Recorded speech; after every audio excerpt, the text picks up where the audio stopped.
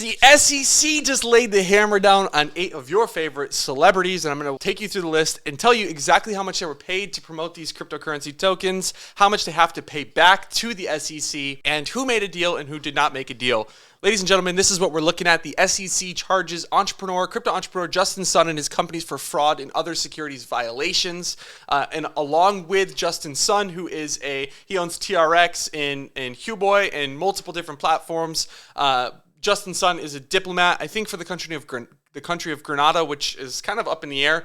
But from what I understand, he's His Excellency and he has diplomatic immunity, so I wouldn't imagine he's going to get in any real trouble here. But the other 8 people on this list are Lindsay Lohan, Jake Paul, Soulja Boy, Austin Mahone, Kendra Lust, Lil Yachty, Neo, and Akon. And I'm going to take you through for the people that have made the deal with the SEC, and we're going to talk about exactly how much they were paid. Now, if we look at the actual SEC complaint, which I just read through, it only lists Justin Sun, the Tron Foundation, BitTorrent, which Justin Sun founded and owned and then created the BTT token off of, Rainberry, which is one of Justin Sun's corporations, and then Austin Mahone and Soulja Boy, DeAndre Cortez Way. It doesn't list the other 6 celebrities. And that is for a reason. That's because the other 6 celebrities made a deal with the SEC. You can see here, jakepaul is a resident of Puerto Rico, and he was paid $25,019 to promote this to his 3.8 million Twitter followers. Now, if we come to the bottom of this settlement that jakepaul made with the SEC, you can see he has to pay back the entire $25,000 plus a prejudgment interest of $1,800 and then an additional $75,000 to the SEC. Now, if we move on to the next one, which is Lindsay Lohan, who also made a deal with the SEC, we come down. She was paid $10,000 from Tron to promote Tron. She said, exploring DeFi and already liking JST, Sun, and TRX, super fast and zero fee. Good job, Justin Sun, Tron. She just didn't disclose that she was paid and how much she was paid. Now, if we come down to the bottom, Lindsay's situation is a little bit different than Jake. She's forced to pay back to $10,000 plus a prejudgment interest of only $670, which is relative to the amount that they were paid.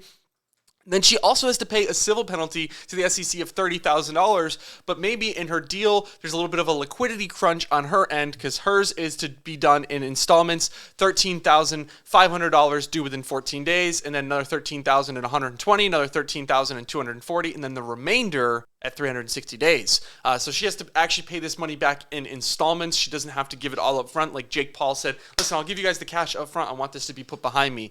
But these are settlements with the SEC that we're looking at here. So Michelle Ann Mason, who is Kendra Lust, and to be honest, I don't really know who Kendra Lust is, but what I do know is that the SEC got real petty with this one. Super, super petty. Ladies and gentlemen, Kendra Lust was paid $955 through a third party. Okay, so if you know anything about the way that crypto works, crypto has this ecosystem of arbitraging where people, they work with influencers and they get influencers deals. Similar to how agencies work in regular Web 2 influencing, they find these influencers deals and then they collect a little off the top. And if I know anything, that person probably got paid more than Kendra got paid here. So they probably made more than $955. So she made $955 from this, which is petty for the SEC to go after her for $955. She has to pay a prejudgment interest of $64 and then an additional $3,000 to the SEC. This one right here, Miles Park McCollum, which is Lil Yachty. If we look at Lil Yachty, he was given, I believe, $10,000. So he was given $10,000, and he has the same deal as Jake Paul. He's got to pay back the $10,000. Or sorry, he's got the same deal as Lindsay Lohan. He's got to pay back the $10,000 plus an additional $30,000, but he's going to pay that all up in one shot. Now, for this one right here, we have Shamir Smith, who is Neo. And if I come back to Neo's little settlement here, he was given $12,000, and then on top of the $12,000, he's got to pay that back. He's got to pay back an additional $804 in prejudgment interest, and then another $36,000 to the Securities Exchange Commission.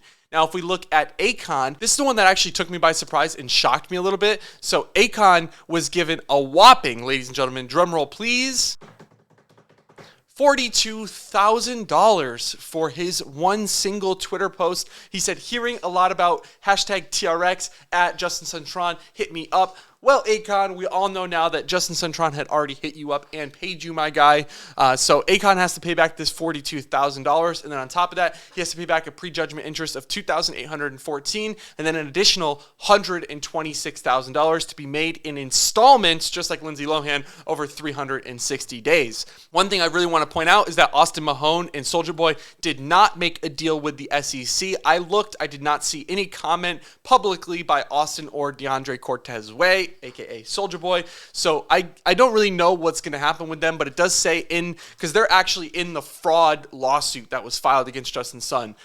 So it does say that they need to pay back all of that money plus the prejudgment interest, and then I would imagine that the SEC is going to try to tack on an even larger fee, because if all these other 6 celebrities took the deal, it's because the deal was lower than what they were going to pay if they just ignored it and let it go the full distance. So I would imagine that whoever advised Soulja Boy and Austin to not deal with the SEC, maybe that wasn't the best of advice, but what we do know here is the timing of this is very, very peculiar.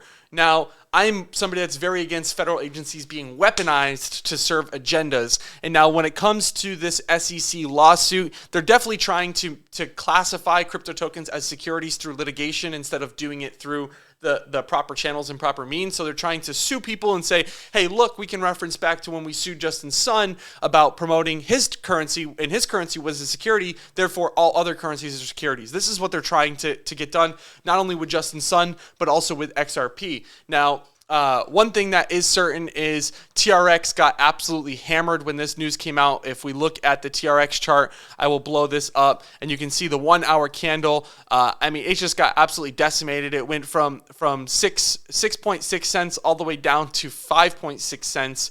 Lost like 14% of its market cap, which is a lot, because if we go over to CoinMarketCap, Tron has a $5.7 billion market cap, and they have $848 million in daily trading volume, which is absolutely huge. Okay, so that's a lot of money to be flowing through Tron every single day. And the way I see it is, it's very, very ironic that, what is this, 14 days since the SVB collapse, the government has come out multiple times, the SEC has come out multiple times talking against cryptocurrency, talking against Bitcoin. They do not want people to use cryptocurrency to hedge against the United States dollar, which, if we pull up the Bitcoin chart, is exactly what we saw, in my opinion, for the first time ever since Bitcoin's inception. Bitcoin was treated exactly how it was designed to be treated. There was a loss of trust in the United States dollar, and we immediately saw Bitcoin pump from right around 19,000 all the way up to 28,500. Now, this is directly relative to people thinking, oh my God, the banking system is collapsing. I need to pull my money out, but where do I put it? Do I put my money in the dollar? No, that's terrible. Do I pull it out in cash? No, because the dollar could just keep inflating. So people are thinking, well, do I put it in gold? If we look at how gold reacted, gold had the same reaction. It pumped up from 1,800 all the way up to 2,000. The gold in Bitcoin chart looked closer than the NASDAQ in Bitcoin chart. So BTC is being used as a hedge against the dollar, which the government wants to put a lid on very, very quick. So do I think this is them weaponizing a federal department to get what they want? I don't know if it's the proper words to use, and I suppose maybe that's just my opinion. Please don't sue me, bro. But yeah, I think that it's just the timing is coincidental. Let's say that. So the timing is coincidental, and I don't think that the federal agencies should be used in a regard to push any type of agenda, which right now the agenda that's coming out of the White House is very, very anti-crypto. That being said, ladies and gentlemen, if you're curious what I have on my screen here with these fancy dancy little charts, this is called Lux Algo. The link is always in the description. If you're not subscribed or following, please subscribe and follow. Like, comment, helps the algo. Let's get this thing up to like 100 likes or something and pump the views on this. Peace. I'll see you in the next one.